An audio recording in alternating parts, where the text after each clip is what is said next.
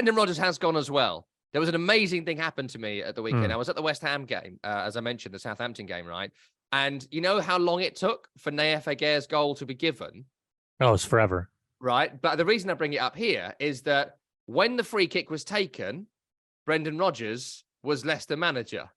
When the goal was given, Brendan Rodgers had been sacked. There was this amazing 3 minutes where the kind of in between the goal being scored and the goal being given, we got the news about it being sacked. Everybody's phone lit up. Yeah. Everyone, like the whole press desk, everyone's gone off. I'm sitting behind Jonathan Pierce, who's doing the game for the BBC, and all these guys, and everyone's the whole stadium's lighting up with it because, you know, the VAR check's going on. I'm going to stop swearing now, but you're doing nothing. No one's doing anything. You can't. They don't let the people in the crowd know what's happening. It's a really terrific idea. But Brendan Rodgers, and I want you, first of all, I want you to say to me, I've got every confidence that I would have kept the club in the Premier League. Got a turd in my pants. To myself, sorry, Tim, did it again. Got every confidence in the world in myself. I'm a British manager, not bad. Beat Marcelo Bielsa twice, I think. But I've totally bottled it this season. What? Poor James Madison. Poor James Madison. Oh, he's gone wobbly here. He's got a bit DiCaprio in Gangs of New York. I've got three envelopes. Which one are you in, Tom Rennie? I'm in the one that wants to hear this impression more, so I hope he comes back. Me too. Very, very soon.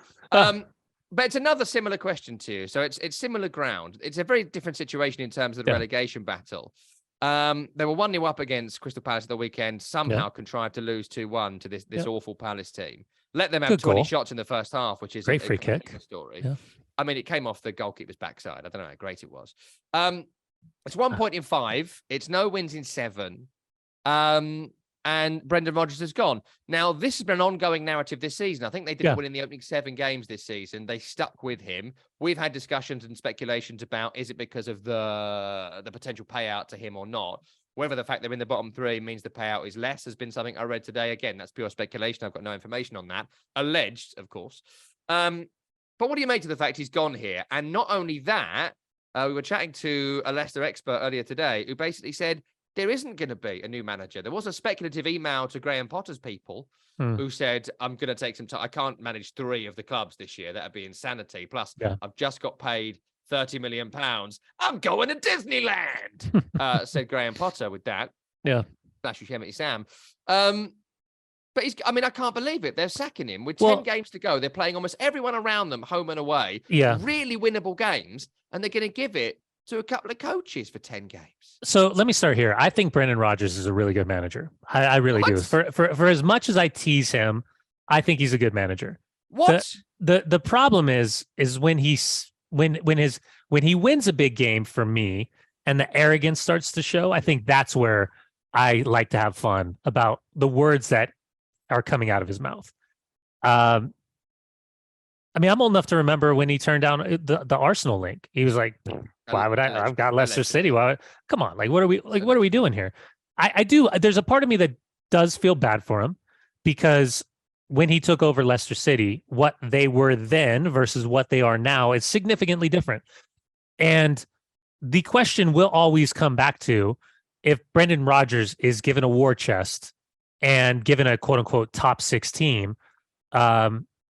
Could he be a great manager for said club? I think he could be a really solid manager. I really do.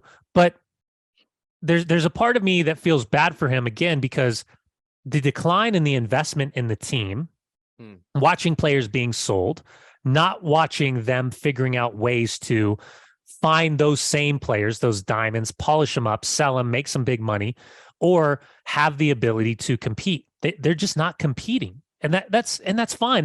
They're not they're shopping at Super Target, right? So when there's and Super Target's a great store. Almost cursed. Yeah, saved you, Tim. But the reality is it was a slow decline, and the team started to decline. The quality of the squad started to decline, and he had a responsibility in there as well. Whether he wanted his $12 million on gardening leave or whether he is going to get $3 million at this stage, at the end of the day, I just don't understand why go in a different direction. It always seemed like there was enough respect between he and the club.